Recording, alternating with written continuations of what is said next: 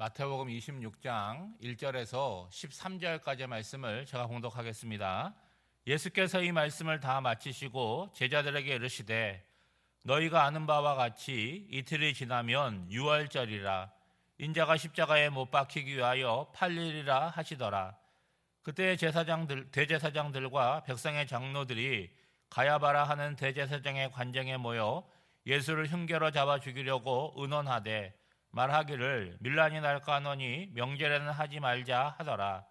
예수께서 베다니 나병 환자 시몬의 집에 계실 때에 한 여자가 매우 귀한 향료 한 옥합을 가지고 나와서 식사하신 예수의 머리에 부으니 제자들이 보고 분개하여 이르되 무슨 의도로 이것을 허비하느냐, 이것을 비싼 값에 팔아 가난한 자들에게 줄 수 있었겠도다 하거늘 예수께서 아시고 그들에게 이르시되 너희가 어찌하여 이 여자를 괴롭게 하느냐, 그가 내게 좋은 일을 하였느니라.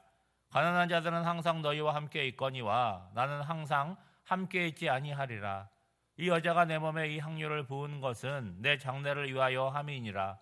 내가 진실로 너에게 이르노니 온 천하에 어디서든지 이 복음이 전파되는 곳에서는 이 여자가 행한 일도 말하여 그를 기억하리라 하시니라. 아멘. 오늘 본문은 유월절을 이틀 남기고 있는 시점에서 같은 시각 다른 장소에서 일어난 일을 보여주고 있습니다. 하나는 예수님과 제자들의 대화이고 또 하나는 대제사장들과 종교 지도자들의 대화이죠. 먼저 2절을 보면 예수님께서 제자들에게 하시는 말씀이 나옵니다. 이 말씀은 처음 하시는 말씀이 아니라 성경에 나오는 것으로 횟수를 따지면 예수님의 순환에 대한 4번째 예고이죠. 이제 유월절이 될 텐데 그때가 되면 인자가 십자가에 못 박히기 위해서 팔리게 될 것이다 라고 말하고 있습니다. 같은 시간에 대제사장의 관저에서는 이제 종교지도자들이 모여 있습니다. 왜 모인 것입니까? 4절에 보면 예수를 흉계로 잡아 죽이려고 의논하려고 모였다는 거예요. 여러분, 흉계라는 단어가 나오는데 이거는요 정상적인 절차가 아님을 이야기하는 것입니다. 뭐부터 정해놓는 거예요? 결과를 정해놓고 그 과정을 만들기 위해서 지금 모여 있는 것이죠. 그리고 과정을 만드는 데 있어서 수단과 방법을 가리지 않는 것입니다. 여러분, 흉계라고 하는 단어는요 한자어인데 이 보기도 별로 좋지 않은 한자어로 되어 있어요. 이 단어 자체는 어떤 의미가 있냐면 올가미를 씌우다 하는 의미가 있고 거짓을 만든다는 의미를 가지고 있습니다. 그러니까 자신들의 악한 목적을 성취하기 위하여 방법을 꾸미려고 이들이 모여 있는 거죠. 여러분, 어떻게 생각을 하십니까? 지금 모여서 예수를 흉계로 잡아 죽이려고 하는 사람들은요 어떤 사람들입니까? 그 시대에 하나님을 가장 잘 알고 있고 하나님을 잘 섬긴다고 자부할 뿐만이 아니라 그렇게 사람들에게도 인정받는 사람들이라는 거예요. 100번 양보해서 그들이 예수님을 싫어할 수 있습니다. 그래서 적대적으로 대할 수는 있다고 생각합니다. 그런데 그 사회 엘리트 계층이, 지도자 계층이 흉계를 꾸미려고 모여있다라고 하는 것, 그거는 신앙인의 도리는 분명히 아닌 것이죠.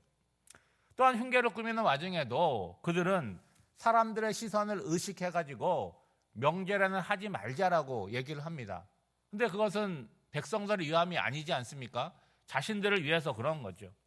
여러분, 어느 시대나 그 사회의 힘을 가진 사람들이 그 힘을 어떻게 사용하느냐를 보면 그 사회, 그 나라의 수준을 보여주는 기준이 되는 거죠.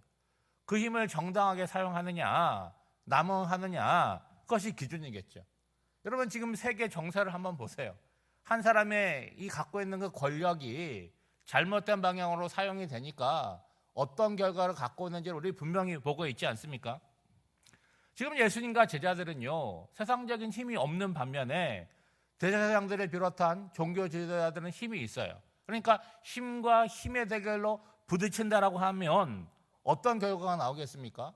힘으로는 예수님과 제자들이 상대가 되지 않는다는 거예요. 실제로 예수님은 십자가에 못 박혀 돌아가시죠. 그런데 이것은 결과가 아니라는 점입니다. 여러분, 십자가의 죽음으로만 따지면 흉계를 꾸민 종교 지도자들이 목적한 바를 이루고 승리했다라고 볼 수가 있죠. 반면에 예수님과 제자들은 그들에게 당했으니까 패배자일 거예요. 그런데 여러분, 이거는 하나의 과정일 뿐이지 결과는 어때요? 예수님께서 다시 살아나심, 부활하심으로 말미암아 최후 승리, 최종 승리자가 되었음을 우리는 알고 있습니다. 그리고 오늘 본문에 또 하나의 사건이 나오는데 6절 이하를 보면 고난과 십자가를 앞에 두신 예수님께서 베다니에 있는 나병 환자 시몬의 집으로 갑니다. 그의 이름 앞에 나병 환자라고 붙은 것을 볼 때 추측하자면 현재 나병에 걸린 상태가 아니라 과거에 나병이었는데 예수님을 통해서 치유받은 그런 사람이라고 볼 수가 있겠죠. 시몬의 집에서 식사를 하실 때 하나의 사건이 일어나는데 여러분 잘 아시는 내용입니다. 7절 말씀에 보면 한 여자가 매우 귀한 향유 한 옥합을 가지고 나와서 식사하시는 예수님의 머리에 부었다는 거죠. 오늘 본문에는 왜 그런 행동을 했는지를 나오지가 않습니다. 다만 식사하신 예수님의 머리에 매우 귀한 한 옥합을 부었다라고 전해지고 있죠.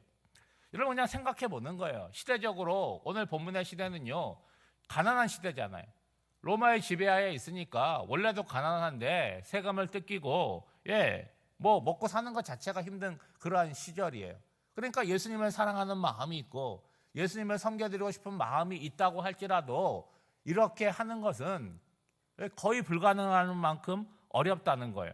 그리고 예수님께 부어드린 이 향유는요, 상당한 가격이 나가는 그런 건데 이 마가에 의하면요, 이 가격이 약 300데나리온에 이르는 것이다라고 볼 때 당시 건장한 남자가 1년 동안 받을 연봉에 해당된다고 볼 수 있겠죠. 그러면 예수님께 부어드리는 이 향유를 이렇게 생활비로 쓴다 그러면 한 가정이 1년을 사용할 수 있는 엄청난 금액이었다는 거예요. 저는 이 여인을 보면서 이런 생각이 들었습니다. 여러분 얼마나 복된 여인입니까? 예수님을 통해서 무언가를 요구하고 있지 않잖아요. 내가 이런 것이 필요하니까 이런 것을 주세요. 제가 몸이 아프니까 제 병을 치유해 주세요. 그런 것이 아니에요.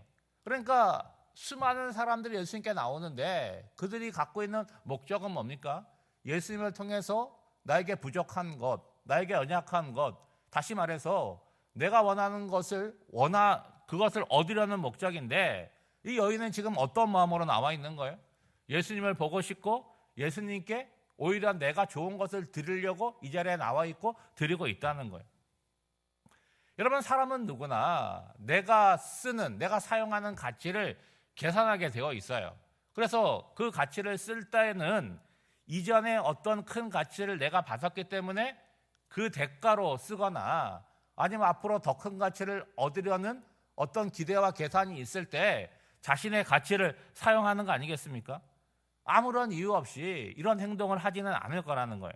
그렇다면 이 여인이 예수님의 머리에 향유를 붓기 전에 예수님께 이미 받은 은혜가 있겠죠. 그렇죠? 그런 것들이 없다면, 조금이라도 아까운 마음이 있다면 어떻게 이렇게 할 수가 있겠습니까? 여러분 이 여인이 예수님께 이 향유를 들고 나올 때는 수많은 시간 동안 고민이 있지 않았겠습니까? 내가 가도 되는지 이런 고민도 있었겠지만 내가 예수님께 무엇을 해드리면 예수님이 좋아하실까? 이런 것도 고민했을 것입니다. 그리고 자신이 할 수 있는 수준에서 넘치는 것을 예수님께 섬겨드린 것이죠. 저는 이 여인의 마음이 오늘을 살아가는 저와 여러분에게 있었으면 좋겠습니다. 그런데 우리의 문제는 어디에 있냐면 여러분 8절 이하를 보시면 제자들이 보고 뭐라 그런 거예요? 분개했다는 거예요. 그리고 뭐라고 얘기하냐면 무슨 의도로 이것을 허비하느냐 꾸짖고 있는 거죠. 보시면 여러분 나는 예수님을 위해서 그렇게 헌신하지 못해요. 그렇게 헌금하지 못합니다. 그러면 그렇게 헌신하는 분들이 있다면 어떻게 해야 됩니까? 그분 참 잘했다 칭찬을 하고 나도 그렇게 하고 싶다라는 마음을 가지는 것이 여러분 신앙 안에서 아름다운 거 아니겠어요? 그런데 의외로 전혀 다른 시각을 가지고 있다는 거예요. 보시면 여러분 불신자나 세상 사람들을 이렇게 말하는 것이 아니에요. 누구보다도 예수님을 가장 잘 이해하고 있고 예수님의 순환에 대한 말씀을 들었던 제자들의 반응이 그러했다는 거예요. 그리고 또 뭐라고 말하냐면 9절 말씀에 보면 이것을 비싼 값에 팔아서 가난한 자들에게 줄 수 있었겠도다라고 얘기를 해요. 그러니까 들어보면 억지를 부리는 건 아니잖아요. 틀린 말은 아니지 않습니까? 300데나리온에 팔으면 가난하고 어려운 이웃들을 도울 수가 있습니다. 그러니까 제자들은 지금 누구를 생각하고 있는 거예요? 가난한 자, 어려운 자를 생각하고 있는 거예요. 얼핏 들으면 굉장히 좋은 정의로운 것처럼 들리는 거죠. 그런데 가난한 자들은 생각하는데 특정한 사람을 생각하는 건 아니잖아요. 그러니까 불특정한 가난한 사람을 생각하면서 정작 누구는 생각하지 못하는 거예요? 이제 곧 십자가에 돌아가실 자신들의 스승인 예수님은 생각하지 못하고 있는 거죠. 지금 자신들의 눈앞에 누가 있습니까? 예수님의 머리에 향유를 붓고 그 발 앞에 무릎 꿇고 있는 그 여인이 있잖아요. 그런 향유에 의해서 온몸이 다 젖고 향유를 풍기고 있는 예수님이 자신들 앞에 있는데 그 예수님은 아랑곳하지 않고 그들은 붕괴하고 있고 옳은 말을 하고 있다는 거죠. 예수님께서 그 상황에 보이시는 반응이 뭡니까? 첫 마디는 왜 이 여자를 괴롭게 하느냐라는 말씀입니다. 그리고 그 여인을 예수님께서 칭찬하시면서 그녀가 나에게 좋은 일을 했다라고 그렇게 말씀하고 있습니다. 그러면서 너희들은 화를 내고 가난한 자들을 들먹이고 있지만 나는 이 여인이 한 것이 너무나 좋다라고 말하고 있는 것이죠. 여러분, 제자들이 분통을 터뜨리는 여자의 낭비에 대해서 예수님은 깊은 의미를 부여하십니다. 여러분, 12절 말씀에 보면 이 여자가 내 몸에 이 향유를 부은 것은 내 장녀를 위함이다 라고 말하고 있어요. 여러분, 오늘 본문을 보시면 예수님을 생각하는 사람은요, 그 당시에 하나님을 가장 잘 알고 있다는 종교 지도자들이 아니잖아요. 그들은 오히려 뭘 합니까? 예수님을 죽이려고 흉계를 꾸미고 있습니다. 또한 예수님과 3년을 함께 동거동락한 제자들도 아니었다는 거예요. 그러면 누굽니까? 이름조차 알려지지 않은 무명의 한 여인이었다는 거예요. 주님이 뭐라고 말씀하시냐면 복음이 전파되는 곳마다 이 여인이 행한 일에 대해서도 전파되고 그리고 기억되리라고 말씀하고 있어요. 왜 이 여인의 이름이 기록되지 않았을까요? 그 여자가 누구냐가 중요한 것이 아니라는 거예요. 뭐가 중요하다는 거예요? 그 여자의 마음과 그 여자가 행한 것이 중요함을 말하고 있는 거죠. 여러분, 사순절도 이제 다 지나가고 이제 9일밖에 남지 않았습니다. 여러분, 이 시간 속에 우리는 말씀을 깨달아야 되고 영적인 눈이 열려져야 되는 거죠. 그러니까 항상 내 마음이 중요하다라고 생각하고 신앙생활 하는데 그보다 중요한 게 뭐예요? 예수님의 마음이라고 하는 거죠.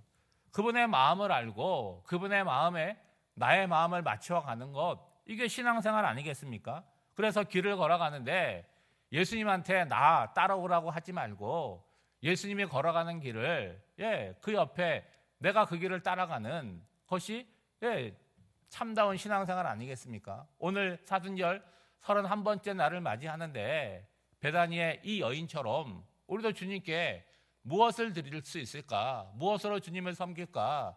그것을 생각하고 작은 것이라도 주님을 진심으로 섬겨드리는 저와 여러분이 되시기를 주님의 이름으로 축복합니다. 기도하겠습니다.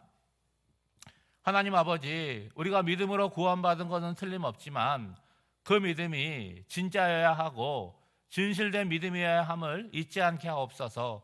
진실된 믿음은 예수님을 사랑하는 것이며 그 사랑은 예수님에게 아까운 것이 없는 것임을 고백합니다.